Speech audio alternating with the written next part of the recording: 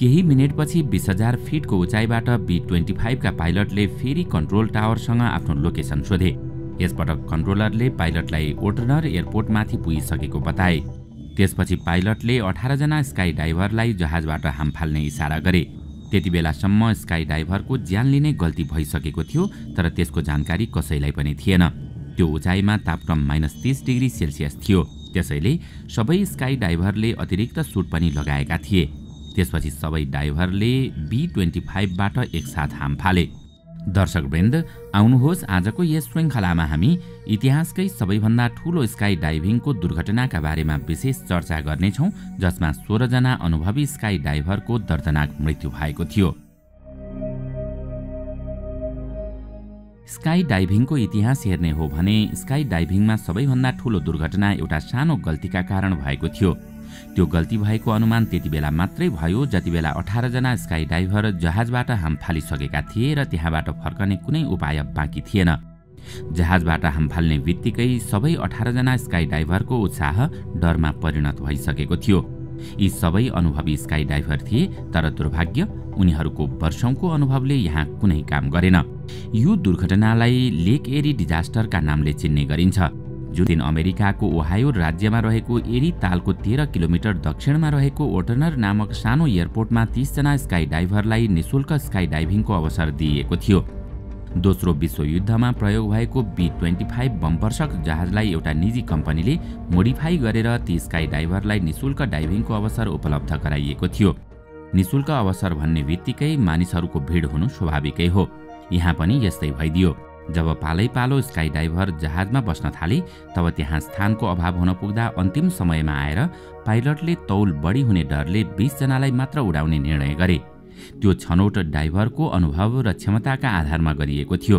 त्यहाँ आएका बाँकी 10 जना डाइभरलाई आफू छनौटमा नपरेकोमा त दुःख लागेको थियो, तर पाइलटको त्यो निर्णयले आफ्नो ज्यान बच्दै थियो भन्ने उनीहरूलाई थाहा थिएन।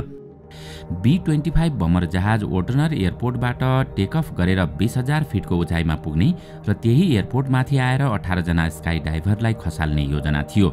त्यसपछि त्यो जहाज 30,000 फिटको उचाइमा पुग्ने र जहाजमा बाँकी रहेका अन्तिम 2 डाइभरले डाइभ हान्ने योजनासहित जहाज उड्दै थियो। ती सबै डाइभरले प्यारासुटको सहयोगले ओटनर एयरपोर्टमै ल्यान्ड गर्नुपर्ने थियो। बिहानै उड्ने योजनामा रहेको जहाज मौसमको खराबीका कारण दिउँसो 3 बजे मात्रै उड्यो। जहाजमा बसेका डाइभर एकदमै उत्साहित थिए, किनकि एक त उनीहरूले निशुल्क स्काई डाइभिङको अवसर पाएका थिए भने अर्को कुरा उनीहरू पहिलो पटक बमर जहाजबाट डाइभिङ गर्दै थिए। B-25 बमर जहाजले टेक अफ गरेको केही समयपछि त्यही एयरपोर्टबाट एउटा सानो सेस्ना 180 जहाजले पनि टेक अफ गर्यो।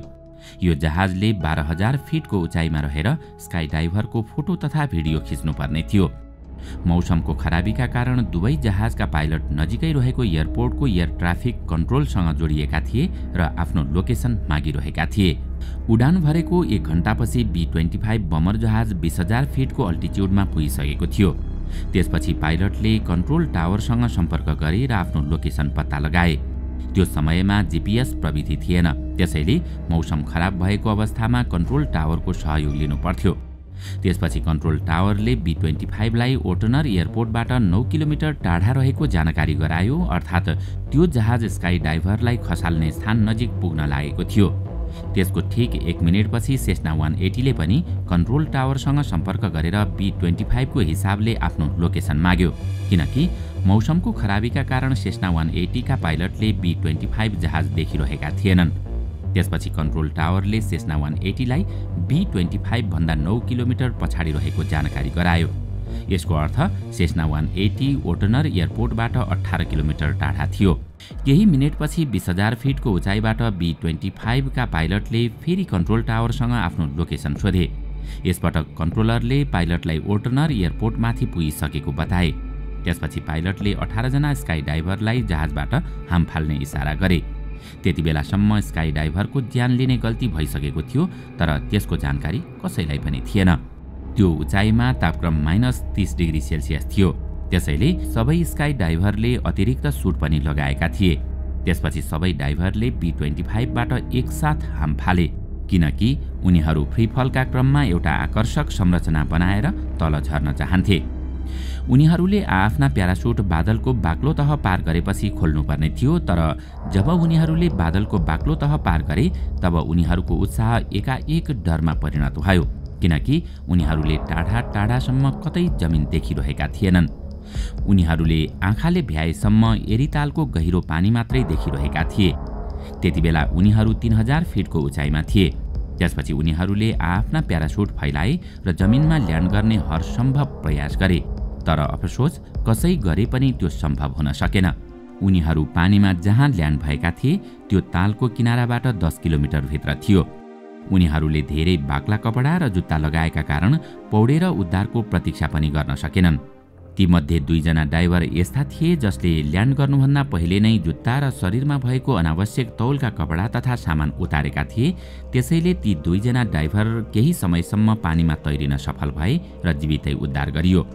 बाँकी सबै 16 डाइभर जीवित रहन सकेनन्। 1 हप्ता लगातार उनीहरूको शव सङ्कलन गरिएको थियो। दुर्घटना भएकै दिन यसको कारण पत्ता लगाउन एउटा अनुसन्धान टोली गठन गरियो। एयर ट्राफिक कन्ट्रोलरका अनुसार जतिबेला B-25 ले स्काई डाइभरलाई खसालेको थियो त्यतिबेला त्यो जहाज एरितालभन्दा 10 किलोमिटर वरै ओटनर एयरपोर्टमाथि थियो, तर तीव्र हावा लागेका कारण स्काई डाइभर एरितालसम्म पुगेको कन्ट्रोल टावरको दाबी थियो। टावरका अनुसार स्काई डाइभरलाई हावाले 20 किलोमिटर टाढा पुर्याएको थियो, तर विशेषज्ञहरूले जब त्यो समयको हावाको गति र डाइभरको उचाइको हिसाब हेरे तब के पत्ता लाग्यो भने त्यो हावाले डाइभरलाई बढीभन्दा बढी 5 किलोमिटरसम्म मात्रै टाढा पुर्याउन सक्थ्यो। अर्थात् ATC को भनाइमा केही न केही गडबडी पक्कै थियो। तर B-25 र सेस्ना 180 का पाइलटका अनुसार ATC ले नै उनीहरूको लोकेसन गलत बताएको थियो। अन्ततः अनुसन्धानबाट के पत्ता लाग्यो भने जतिबेला दुवै पाइलटले आफ्नो लोकेसन सोधेका थिए त्यतिबेला कन्ट्रोलरको शिफ्ट परिवर्तन भएको थियो र दोस्रो कन्ट्रोलरले B-25 लाई जुन लोकेसन बताएको थियो त्यो वास्तवमा सेस्ना 180 को लोकेसन थियो। अर्थात् जब B-25 का पाइलटलाई ऊ ओटनर एयरपोर्टमाथि रहेको बताइएको थियो तब त्यतिबेला सेस्ना 180 चाहिँ एयरपोर्टमाथि थियो र B-25 चाहिँ एरितालमाथि पुगिसकेको थियो। यस बाहेक पाइलट र स्काई डाइभरबाट पनि गल्ती भएको थियो, किनकि उनीहरूले एभिएसनको नियम विपरीत आफ्नो गन्तव्य नदेखिकनै हाम फालेका थिए। त्यसपछि ती 16 स्काई डाइभरको सम्झनामा 2 वर्षसम्म अन्य स्काई डाइभरहरूले पौडिने उपकरण लिएर आफूलाई जानी जानी एरितालमा ल्यान्ड गराए। सन् 1972 मा अदालतले फेडरल एभिएसन अथोरिटीलाई 16 स्काई डाइभरको मृत्युको दोषी ठहर गर्यो र B-25 का पाइलटको लाइसेन्स सधैँका लागि खारेज गर्यो। त्यसपछि स्काई डाइभरका लागि नयाँ नियम बनाइयो र उनीहरू पानी रहेको क्षेत्रभन्दा 50 किलोमिटर टाढा मात्रै हाम फाल्न पाउने भए। दर्शकवृन्द, आजको श्रृङ्खला तपाईलाई कस्तो लाग्यो हामीलाई कमेन्टमा अवश्य बताउनुहोला। साथै आजको श्रृङ्खला तपाईलाई राम्रो लाग्यो भने लाइक तथा शेयर गरी हाम्रो च्यानललाई सब्स्क्राइब गर्न नभुल्नुहोला र साथमा रहेको बेल आइकन पनि थिच्नुहोस् ताकि हामीले अपलोड गर्ने नयाँ भिडियोको जानकारी सबैभन्दा पहिला तपाईलाई प्राप्त होस्। आजका लागि यति नै। अर्को भिडियोमा अझै रोचक तथ्य लिएर आउने नै छौं। तबसम्मका लागि बिदा दिनुहोस्। नमस्कार।